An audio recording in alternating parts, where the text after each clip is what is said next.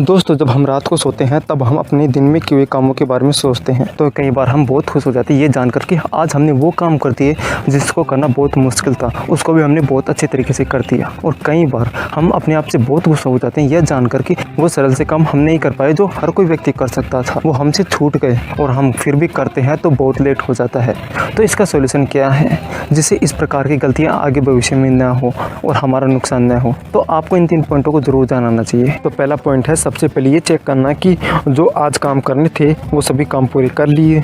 दूसरा पॉइंट है, जो काम हमसे नहीं हो पाए तो क्यों नहीं हो पाए इसका कारण जानो। तीसरा पॉइंट है, कल कौन से इंपॉर्टेंट काम करने हैं इसकी लिस्ट बना। तो पहला पॉइंट ये है कि सबसे पहले ये चेक करना कि जो आज काम करने थे वो सभी काम पूरे कर लिए। दोस्तों, हमें दिन में बहुत सारे काम करने होते हैं, उनमें से कुछ इंपॉर्टेंट होते हैं तो कुछ अनइम्पोर्टेंट होते हैं। दिन की भागदौड़ के अंदर हम कुछ काम कर पाते हैं तो कुछ काम हमसे रह जाते हैं। तो हमें सोने से पहले जरूर चेक करना चाहिए कि जो आज हमें इंपॉर्टेंट काम करने थे क्या वो सभी काम आज हमने पूरे कर लिए तो बहुत अच्छी बात है।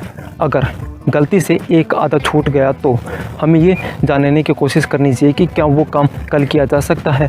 अगर किया जा सकता है तो उसको कल की लिस्ट में डाल दो और उस काम को प्रायोरिटी देते हुए उसको फर्स्ट पोजीशन पर रखो और कल सुबह सबसे पहले उसी काम को पूरा करो और बाकी के काम बाद में पूरे करने चाहिए। तो दूसरा पॉइंट है कि जो काम हमसे नहीं हो पाए वो क्यों नहीं हो पाए इसका कारण जानो। यह काम भी बहुत इंपॉर्टेंट है क्योंकि हमारे इंपॉर्टेंट काम क्यों छूट रहे हैं इसका कारण जानना बहुत ही ज़रूरी है। अगर हम वो कारण नहीं जानेंगे तो फ्यूचर में भी हमारे इंपॉर्टेंट काम ऐसे ही छूटते रहेंगे और आज हम जैसे परेशान हुए हैं वैसे ही हम फ्यूचर में भी परेशान होते रहेंगे। अगर आप चाहते हैं कि आप आज के जैसे परेशान न हो तो आज जो काम हम नहीं कर पाए उसका कारण जानना होगा।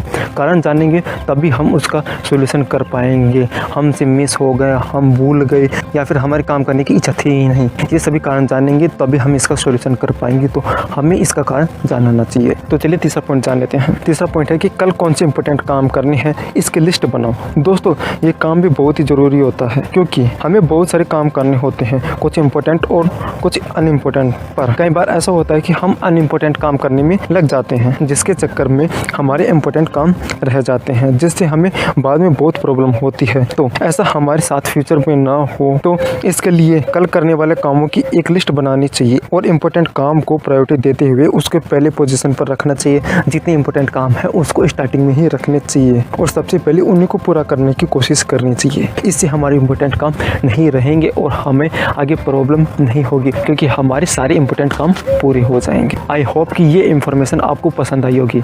अगर यह इन्फॉर्मेशन आपको पसंद आई है या फिर ये बातें पसंद आई है तो वीडियो को लाइक और चैनल को सब्सक्राइब और ज़्यादा से ज़्यादा इस वीडियो को लोगों तक शेयर करें। चलिए मिलेंगे इसी प्रकार के और वीडियो के अंदर।